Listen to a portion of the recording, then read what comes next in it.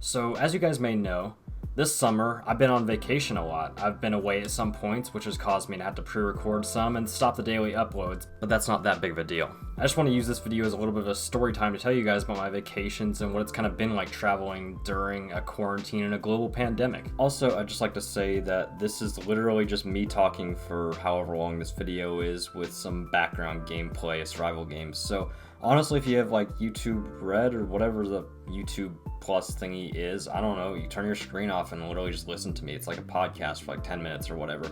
I don't know, or you can watch it. Either way, enjoy. So right off the bat, I know probably multiple of you guys are going to be wondering, why were you traveling in the first place during a global pandemic? Because that's like how you either get coronavirus or you spread coronavirus. And honestly, I thought about that quite a lot as well. Back when this whole pandemic was starting up, we had already planned this trip like a few months in advance before the pandemic started. Like, we went on this trip in like July and we planned this back in like January-ish or something. Either way, I back in like March and April and stuff like that, I was thinking there's no way the pandemic's gonna die down enough to the point where we'll actually be able to get on this trip. Turns out though that basically like in June and July, all the states and the whole country was starting to kind of open back up again because they didn't see COVID as a real threat. And I mean, meanwhile, I was like still really scared of COVID because like that's a global pandemic and like you can die from it. But either way, places were opening back up and like we figured that we spent so much money on this trip that we might as well just go on it and hope to God that nothing ends up actually happening to us, I guess. And so that's exactly what we ended up doing. Okay, so let's start at the night before the trip, or I guess the night before we go on the trip the next day. So I was originally trying to go to bed at like 10 p.m. or something, like early by my standards like that, because we had to wake up at like 3:30 because our flight was at like 6 or something. And the airport was kind of far away, and so yeah, we had to wake up really early, and so I figured it would be smart to go to sleep fairly early, and so I tried to sleep at 10, but for the past like week or so, I had become accustomed to staying up until like 2 or 3 and waking up at like noon, so my sleep schedule was like completely off here, and so tried to go to sleep at 10, obviously that didn't work. I tried putting my phone down, it still didn't work. It was about maybe like 11:30 or something. I finally was able to doze off for about an hour, woke up at 12:30 at night, and then I didn't sleep at all until we had to go. So basically, I was running off of an hour of sleep, and I had to be awake flying for about the next like 12 to 15 hours or something crazy like that. Either way, everyone in my family gets up. We drive to the airport. Life's good. I download things so that I can use my controller for Minecraft on my laptop, and it's good. I just kind of play Minecraft while we're waiting in the airports on the flights and stuff like that. We take the flight from my place in North Carolina to the other place where we're transferring planes. That goes fairly smoothly, and nothing's really out of the ordinary other than just like a little bit longer waiting on the tarmac, just them explaining like their COVID rules and stuff like that for the flight, but it's all good. I really wasn't feeling that tired at all just yet, because it had only been like a few hours, maybe like 4 or 5 hours since I was actually supposed to like wake up, I guess. So I was still feeling all right. I was kind of having my second or third wind at that point, I guess. The next flight was from Big City 1 to Big City 2. It was basically just our big long haul flight to get us across the country to go to Montana pretty much. So that one was a little bit interesting, at least at the start, because someone on the plane refused to wear a mask, so we had to like sit there for like 15 minutes before the flight crew was finally able to like coax them to keep their mask on the entire flight, so that was pretty cool. And then we just took off, and I actually managed to get like maybe about 30 minutes of really bad sleep, but it was sleep nonetheless, and it gave me a little bit more gas to, I guess, get through the day and not feel like garbage the entire time. And then this was the flight that I also had the bright idea to record Minecraft on an airplane while 34,000 feet in the air. I literally bought in-flight Wi-Fi just for the video, so that was pretty cool. It was really laggy, but I mean, it was fun to have something to do and have something to make while I was kind of bored and tired on the flight, so that was kind of cool. And then the last flight from Big City 2 to a small town in Montana that we flew to was fairly uneventful, though we did have a window seat, which was really, really cool to see, like all the scenery and mountains and stuff. Either way, we get to Montana and I am like completely drained. I was like sort of falling asleep-ish on the car ride to where we were staying. And then I was actually able to take like a 2-hour nap before we ended up going somewhere for dinner.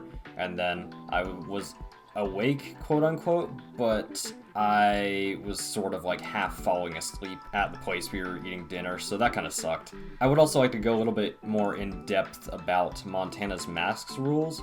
So in Montana, just because they've got a tiny population, they've got like 1 million people, so that's not that many compared to most states in the US. So they didn't really have that many COVID cases when we were there, and while we were traveling around, they had maybe like a couple hundred in the entire state. And Montana's a really big state, so there really weren't that many, and they were kind of spread out.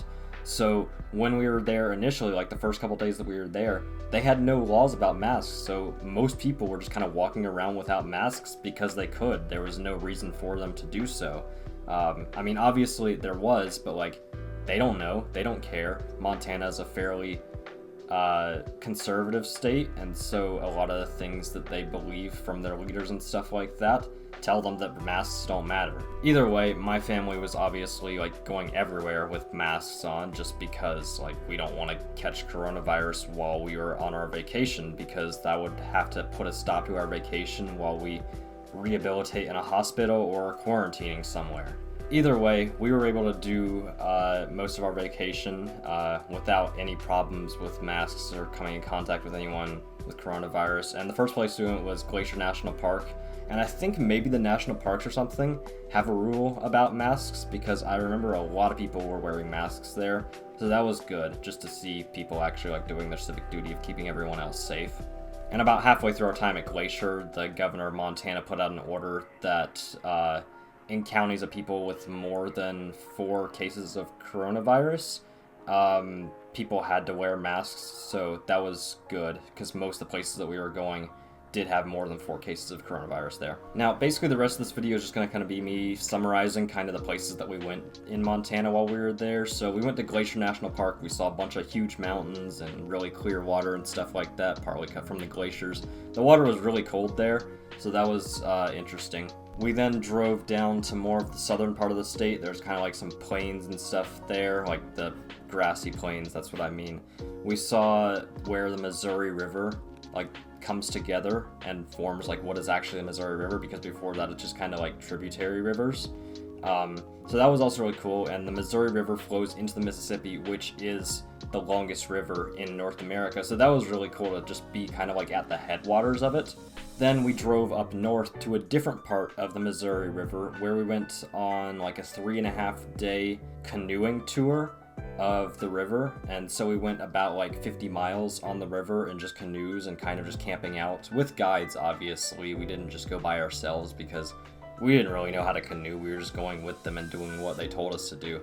And then finally we drove down to Yellowstone Park, where there are a bunch of geysers and other mountains and a bunch of really cool wildlife that we were able to see.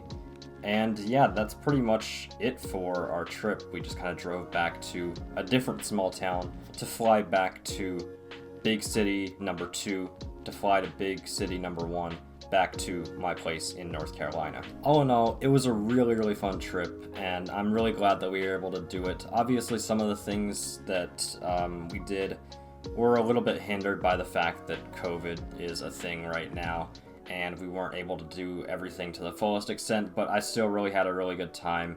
A couple of other things I forgot to mention. We went whitewater rafting at one point, which was really, really fun to do, just because like it's sort of like an extreme sport to an extent. I don't know, it was really fun. I had a great time on the whitewater rafting and just the entire trip in general. So I'm really grateful that I'm able to go on these trips, and the fact that my family does sometimes have cabin fever, which causes us to go on vacations frequently and stuff like that. But either way, if you guys want more storytime videos like these, I can try and do more of them because they were actually pretty fun. I'm sorry that I didn't actually like play a game while commentating, just because I've tried it before. I'm really bad at like trying to tell a story while playing the game, because my brain wants to just commentate the game while I'm trying to talk about something else. So maybe I'll try it in the future if I can get better at it, but I'm not entirely sure yet. So if you guys enjoyed this, be sure to leave a like, tell me other things that maybe I could do a story time on, ask me questions in the comments. I don't know, be sure to leave a like and subscribe as well, and I will see you guys in another video. Peace out.